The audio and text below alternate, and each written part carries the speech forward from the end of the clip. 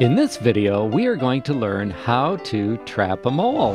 The first thing you need is, well, a mole and a mole run. Mole runs are a little hard to see on camera. There's one that comes across here. They're easier to find with a soft-soled shoe walking through your lawn.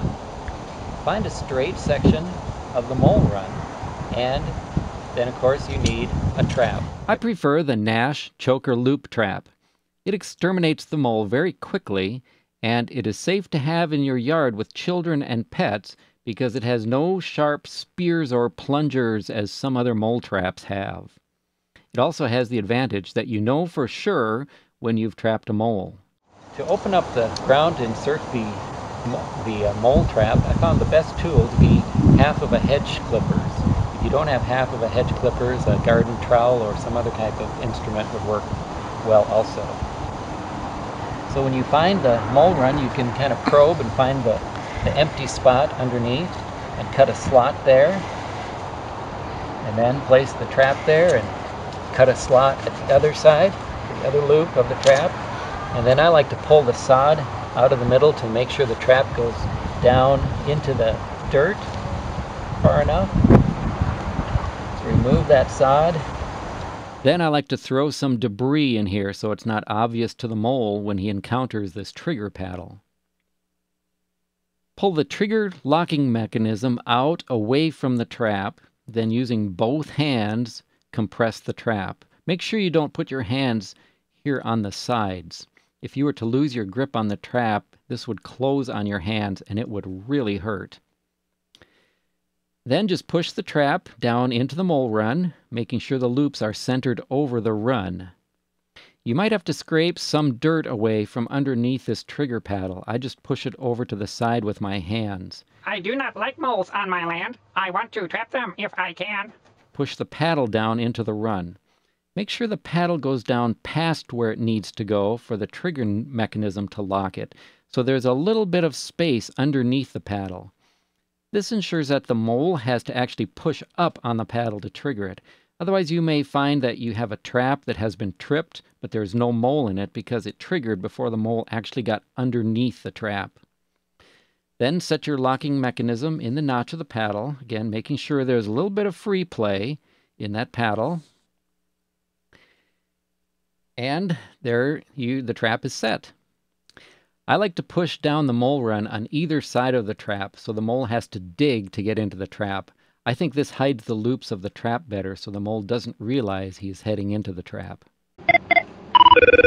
Sam Hughes, this is Bauer. I had to exterminate the mole. I didn't have a choice. I also like to mark the trap with my hedge clipper so no one stumbles over it or hits it with a lawnmower. And that's all there is to it. The trap is now set and ready to go. My cousin Spud was injured by a mole when he came tunneling through the potato patch. See, our trap is tripped. And check this out. See if we got anything. And looky there. A nice big mole. This is an eastern mole. The eastern mole is the most common mole found in North America. It is found all over the eastern half of the United States and up into Canada and down into parts of Mexico. The most notable feature of the mole is its front paws. They seem unusually large compared to the rest of its body. Their vertical orientation and their outward-facing palm look odd, but these large, strong front paws make the mole an exceptionally efficient digger. Moles can dig a 20-foot-long tunnel through your lawn in just 1 hour. I hate moles.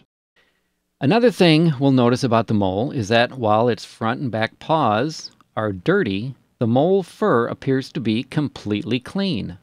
The hair of a mole is unlike the hair of any other mammal, and this protective feature of these hairs help contribute to keeping the coat free of dirt and water. Another thing we notice is that the mole does not appear to have any eyes. Moles actually do have eyes, but they are very tiny and they allow the mole only to sense light. They're not very useful to the mole as he spends all of his life in the dark underground. Moles tend to prefer living in prized lawns and golf courses and carefully tended gardens because they are such a good source of its main food supply, worms. So you should actually consider it a compliment when a mole invades your lawn or your garden. Goodbye. Thanks for watching. Hope your day is better than mine.